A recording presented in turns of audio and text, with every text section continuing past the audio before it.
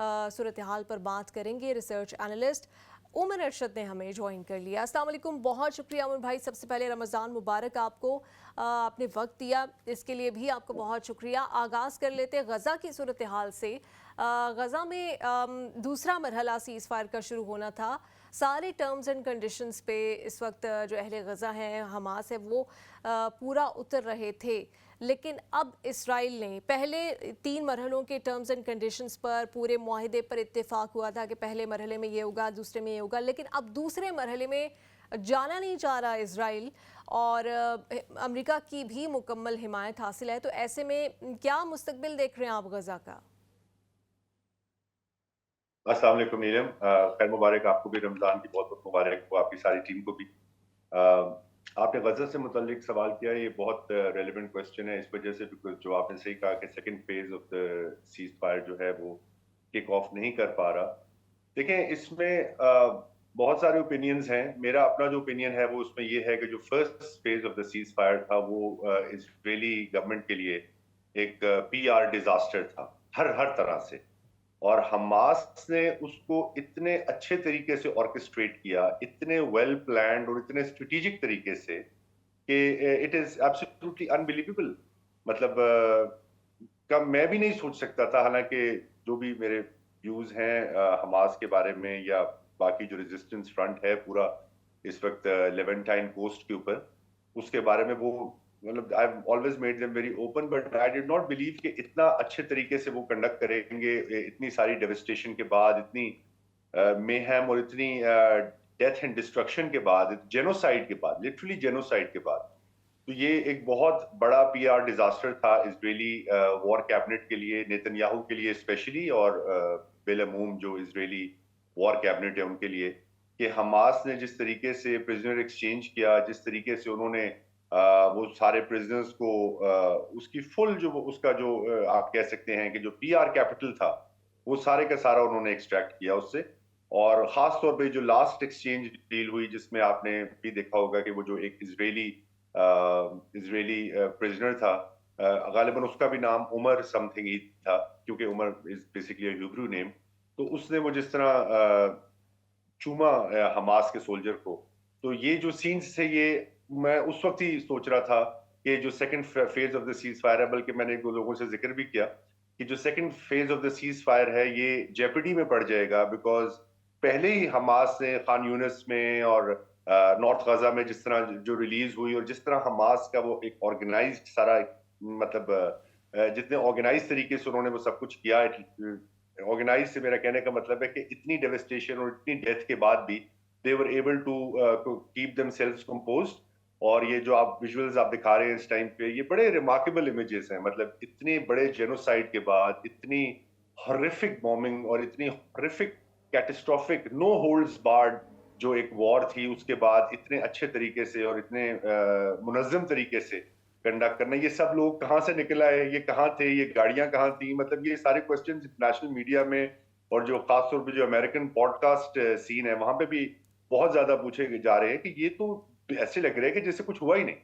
तो वो जो इमेजरी थी वो नेतन्याहू की वॉर कैबिनेट के लिए बहुत डेवस्टेटिंग थी और उन्होंने इसी वजह से कुछ 2 दिन पहले, शायद 2-3 दिन पहले एड रोक ली थी सारी गजा की। वो एक क्लियर इंडिकेशन थी कि सेकंड फेज जो है वो उस पर नहीं जाना चाह रहे।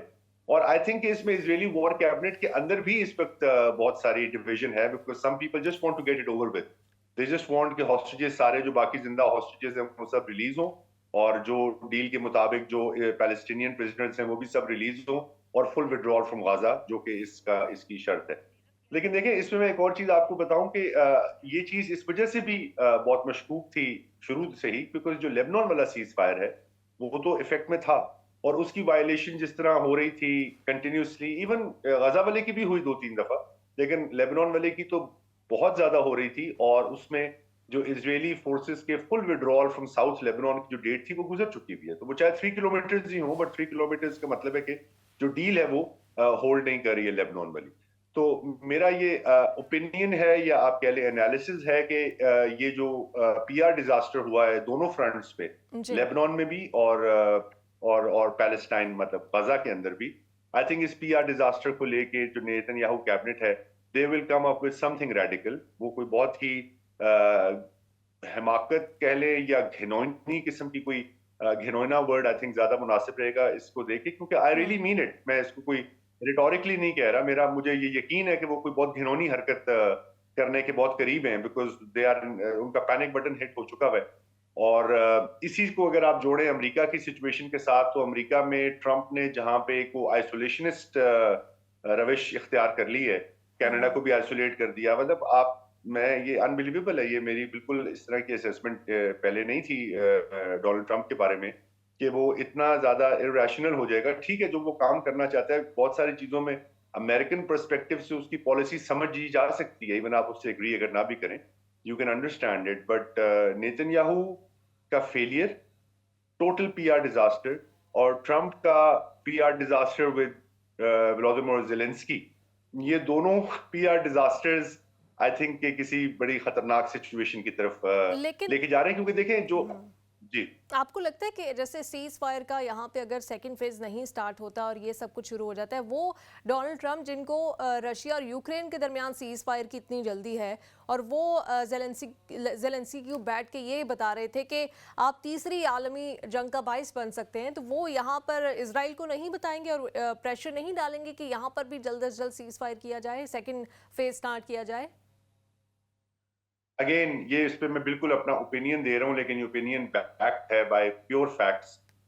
डोनाल्ड ट्रंप की अगर बस में हो तो वो शायद जो व्लादिमीर ज़ेलेंस्की के साथ किया है उससे कहीं ज्यादा रूट रवैया और नेतन्याहू से भी रख सकते हैं। बिकॉज अगर उनका क्राइटेरिया सिर्फ ये है कि अमेरिकन एड जा रही है कहीं पे, तो फिर तो सबसे ज्यादा अमेरिकन एड और लाइक दहाइयों से जो अमेरिकन एड है अनचेक्ड अनअकाउंटेड फॉर तो जा रही है इजराइल। तो सबसे पहले तो Donald Trump going by that philosophy कि जी हमने किसी को भी अब पैसे नहीं देने फ्री में, हमें कोई free, the time for free lunch is over, तो वो तो फिर सबसे पहले बात स्टार्ट होनी चाहिए इजराइल से। लेकिन वो मैं आपको बताता हूं कि वो क्यों नहीं हो रही स्टार्ट इजराइल से, और वो शायद हो नहीं सकेगी स्टार्ट इजराइल से। उसकी वजह ये नहीं है कि डोनाल्ड ट्रंप की, और मैं I stand by this, I am fully convinced कि डोनाल्ड ट्रंप की इजराइल के साथ कोई लगाव नहीं है। डोनाल्ड ट्रंप का इजराइल के साथ कोई ऐसा कोई इमोशनल अटैचमेंट नहीं है कि जिसकी वजह से डोनाल्ड ट्रंप ने इजराइल के लिए ये सारा रेड कार्पेट रोल किया हुआ है। जो अभी नेतन्याहू ने जो रीसेंट विजिट किया था वॉशिंगटन डीसी का, उस पर रेड कार्पेट ही था। ऐसा लग रहा था कि अमेरिकन प्रेसिडेंट जो है वो नेतन्याहू है, ना कि डोनाल्ड ट्रंप। तो वो ऐसा क्यों है? आपको याद होगा, आपके कुछ अरसा पहले भी एक प्रोग्राम में हमने जिक्र किया था, मैंने इस बारे में बात की थी कि डोनाल्ड ट्रंप का मेन जो इस वक्त प्रॉब्लम है वो ये है कि डोनाल्ड ट्रंप ने गैम्बल किया है एक बहुत बड़े इशू के ऊपर, और एक रिलीजियस इशू के ऊपर, जो कि एक रिलीजियस प्रोफेसी से रिलेटेड है, इवेंजेलिकल क्रिश्चियंस का। इसके ऊपर Al Jazeera, DW, CBS, PBS news are सब अब इसके ऊपर डॉक्यूमेंट्री कर चुके हैं, क्योंकि सब इस बात पे हैरान परेशान है कि अमेरिकन फॉरेन पॉलिसी इस वक्त एक आप कह ले क्रिश्चियन जायनिस्ट प्रोफेसी के ऊपर चल रही। और वो प्रोफेसी वही है कि जब तक के तमाम जो लेवेंटाइन कोस्ट या जो होली लैंड्स हैं इंक्लूडिंग जेरूसलम, जब तक कि ये मुकम्मल तौर पे यहूदियों के कब्जे में नहीं आएगा, यहूदियों के मुकम्मल सॉवरेनिटी में नहीं आएगा, Jewish sovereignty is the word that they use, जब तक कि मुकम्मल जूइश सॉवरेनिटी स्टैब्लिश नहीं होगी यहाँ पे, उस वक्त तक उनके मुताबिक जीसस क्राइस्ट यानी कि ईसा अलैहिस्सलाम की जो सेकंड कमिंग है वो ट्रिगर नहीं। ये आपको बात लगेगी बहुत ऑड लगेगी, लेकिन ये है एक्चुअल फैक्ट है कि यूएस फॉरेन पॉलिसी इस पर इस इशू के ऊपर आके, ये सारी जो मिडिल ईस्ट पॉलिसी है इसका जो सेंटर ऑफ ग्रेविटी है वो ये प्रोफेसी है, ठीक है। और उसमें जो गजा है वो इतना इंपॉर्टेंट नहीं है उस प्रोफेसी के लिहाज से जितना कि वेस्ट बैंक इंपॉर्टेंट है, बिकॉज हिस्टोरिकली जो सिग्निफिकेंस है, ये West Bank of the Jordan river, इसको हिस्टोरिकली जुडाया एंड समारा कहा जाता है, जो यहूदा का ये इलाका है, और इसी वजह से इनको यहूदी कहा जाता है। जो बनी इसराइल है उनको यहूदी भी कहा जाता है, क्योंकि वो यहूदा के रहने वाले, यहूदा में रहे, यहूदा में आके बसे थे मिस्र से। तो ये इस प्रोफेसी को लेके डोनाल्ड ट्रंप ने इशू इस पे गैम्बल करके इवेंजेलिकल क्रिश्चियंस की बहुत बड़ी सपोर्ट तो हासिल कर ली, लेकिन अब डोनाल्ड ट्रंप इस इशू से बैक डाउन नहीं कर सकते। डोनाल्ड ट्रंप का सबसे बड़ा प्रॉब्लम ये है कि if he backs down from this issue right now, और एक तरफ वो अपनी जो आइडियोलॉजिकल ड्राइव है, जो यूएस डीप स्टेट को वो चैलेंज कर रहे हैं, जो उनकी इजारादारी को और उनका जो एक एस्टैब्लिश्ड सिस्टम है उसको वो बहुत बुरे तरीके से झंझोड़ रहे हैं, उसके साथ साथ उनको ये भी ख्याल, मैं उनके पर्सपेक्टिव से, I am just being the devil's advocate over here, उनको ये भी ख्याल रखना है कि अपनी सपोर्ट बेस, जो कि सबसे बड़ा, जो डोनाल्ड ट्रंप की सपोर्ट बेस का जो सबसे बड़ा फैक्टर पैसे के लिहाज से भी, मतलब डोनेशंस के लिहाज से भी और नंबर्स के लिहाज से, वो इवेंजेलिकल क्रिश्चियंस हैं। देखें, इवेंजेलिकल क्रिश्चियंस आप अमेरिका में कभी नहीं देखेंगे कि कोई इवेंजेलिकल बॉडी डोनाल्ड ट्रंप से इकोनॉमी की बेहतरी की बात कर रही हो या किसी भी और चीज की बात करे। उनको इन चीजों से कोई फर्क नहीं पड़ता। उनको कोई फर्क नहीं पड़ता कि अमेरिका की इकोनॉमी खत्म हो जाए, जो मर्जी हो। वो अमेरिका को सिर्फ और सिर्फ एक टूल और एक एक्सेसरी देखते हैं, उस चीज के कंप्लीट, उस प्रोफेसी को कंप्लीट करने के लिए, जिसका ताल्लुक, जो मैंने पहले जिक्र किया, कि होली लैंड्स के बिल्कुल। मुकम्मल यहूदी हम ये बताइएगा कि हमने देखा कि डोनाल्ड ट्रंप ने जो किया वो विजुअल्स भी आपने देखे, जिस तरह से उन्होंने ह्यूमिलिएट किया यूक्रेन के प्रेसिडेंट को, किस तरह से वो डांट रहे थे, फिर उनके साथ जो नायब सदर हैं वो डांट रहे थे। और कभी आपको अगर याद हो ऐसे कोई मनाजिर तो मुझे भी बताइएगा, हमारे व्यूअर्स को भी बताइएगा। लेकिन उसके बाद ऐसा लगता है कि बाकी ममालिक और उनके जो सरबराहान हैं मगरिब में, वो बिल्कुल एक अलग पॉलिसी लेते हुए दिखाई दे रहे हैं और वो इंश्योर कर रहे हैं कि वो यूक्रेन को बताएं कि वो उनके साथ हैं, और जिसका यही मतलब है कि वो डोनाल्ड ट्रंप को भी एक मैसेज देते दिखाई दे रहे हैं।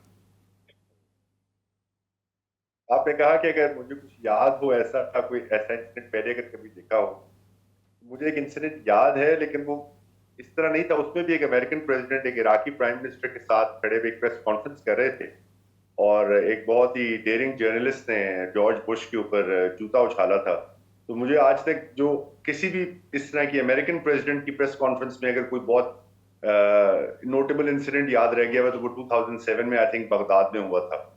नाउ दिस इंसिडेंट जो अभी हुआ है 2025 में व्लादिमीर ज़ेलेंस्की और डोनाल्ड ट्रंप के बीच में, अगर मैंने इसको बहुत डिस्पैशनेटली देखा है, मैंने इसमें कोई अपने इमोशंस को इन्वॉल्व नहीं किया, मैंने इसको डिस्पैशनेटली 2-3 दफा देखा, और मेरे ख्याल से कि डोनाल्ड ट्रंप ट्रिगर हुए। डोनाल्ड ट्रंप की इंटेंशन उनको, मैं मतलब ये मेरा ओपिनियन है, ऑफ कोर्स ये मेरी रिसर्च के नतीजे में जिस नतीजे पे मैं पहुंचा हूं वो ये है कि डोनाल्ड ट्रंप एक्चुअली ट्रिगर हुए। Donald Trump did not want to get into this kind of a confrontation with Zelensky publicly in the Oval Office. This looks bad on Donald Trump, not on Zelensky. Zelensky को अगर आप जितना भी मगरबी ज़राए अबलाग है, अगर आप उसको बिलउमूम देखें तो उन्होंने जेलेंस्की को हीरो बना के पेश किया इसमें, और डोनाल्ड ट्रंप इसमें विलिफाई हुए हैं। तो मेरा ये ख्याल है कि डोनाल्ड ट्रंप को ट्रिगर किया है, क्योंकि ये जो लड़ाई है यूक्रेन की, let's face it, let's be honest, Ukraine as such कोई एंटिटी नहीं है जो कि लड़ने के काबिल हो किसी से भी। यूक्रेन बेसिकली एक फ्रंट है अमेरिकन सिक्योरिटी आर्किटेक्चर या अमेरिकन सिक्योरिटी एस्टैब्लिशमेंट का। यूरोप अभी पिच अप करने की बात कर रहा है, लेकिन यूरोपियंस को पता है कि उनकी बातें बहुत फॉलो हैं, उनके पास इतना इंफ्रास्ट्रक्चर है, उनके पास तो 155 गन्स, 155 के वो नहीं थे, गोला बारूद नहीं था यूक्रेन को देने के लिए यूरोप के पास। वो खैर सारा पाकिस्तान ने मुहैया किया। तो द पॉइंट इज कि यूरोप नहीं कर सकता रशिया के साथ ये जो एक अमेरिकन सिक्योरिटी आर्किटेक्चर और अमेरिकन सिक्योरिटी एस्टैब्लिशमेंट की जो एक एक्सपेंशनिस्ट पॉलिसी थी नेटो के हवाले से, यूरोप उसको अपने ओन पे, यूरोप में कोई मुल्क ऐसा इस वक्त इस पोजीशन में नहीं है जो उसको स्टीयर कर सके। फ्रांस और इंग्लैंड ही मेन दो मुल्क हैं, ये जो नया कोalition ऑफ द विलिंग बन रहा है, बिकॉज ज़ाहिर नेटो का प्लेटफॉर्म तो यूज नहीं कर सकते इसके लिए। ये अब यूरोप के अंदर एक कोalition ऑफ विलिंग जो बन रहा है, इसमें बेसिकली दो ही मुल्क हैं जो थोड़ी बहुत कंट्रीब्यूशन भी कर सकते हैं और जो थोड़ी बहुत विल भी दिखा रहे हैं, वो फ्रांस और बरतानिया ही हैं ट्रेडिशनली। ये वही सेकेंड वर्ल्ड वॉर वाली सिचुएशन आ गई है जहां फ्रांस और बरतानिया है।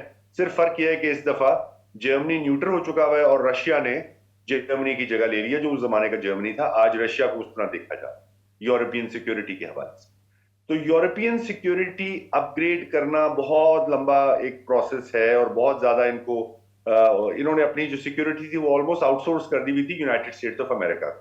अगर अमेरिकन उसमें, इसीलिए आप देखेंगे जेलेंस्की के साथ भी और उससे पहले केयर स्टारमर के साथ भी जो मीटिंग हुई डोनाल्ड ट्रंप की, उसमें केयर स्टारमर को उसने बड़ा क्लियरली पूछा, would you be able to defend yourself against Russia without this. तो ये काइंड ऑफ एक वो सही कह रहे हैं कि सारा जो फैलाव है, जो सारा जो फ्रंट है, वो तो अमेरिकन फोर्सेस ने संभाला हुआ है यूरोप के हवाले से। बाकी सब मुल्कों का जो कंट्रीब्यूशन है वो बहुत मिनिमम है, बहुत मिनिमम। तो नेटो, अब उसमें डोनाल्ड ट्रंप को किसी को ये बताने की जरूरत है कि ये सिक्योरिटी आर्किटेक्चर आप ही के मुल्क से आया है, तो आप भी अगर उसको क्रिटिसाइज करें, इसका मतलब है कि अमेरिका, और ये बात ये नतीजा है मेरी इस हवाले से जो रिसर्च मैंने की है अभी तक, ये उसका आप कह लें कंक्लूजन वो ये है कि America is going through a political implosion. America अंदर से आप कह लें कि बहुत गहरी कश्मकश का शिकार हो चुका है।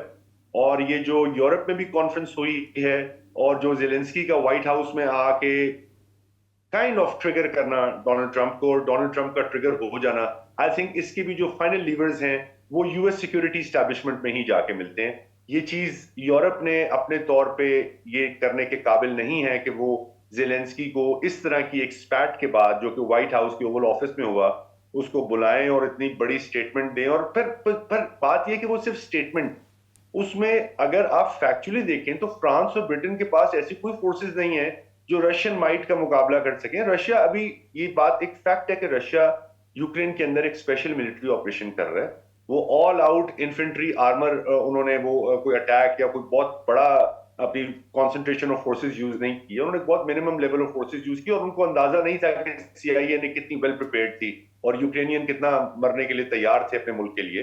तो वो सारे फैक्टर्स तो अपनी जगह, रशिया को भी बहुत मिसकैलकुलेशंस का सामना करना पड़ा।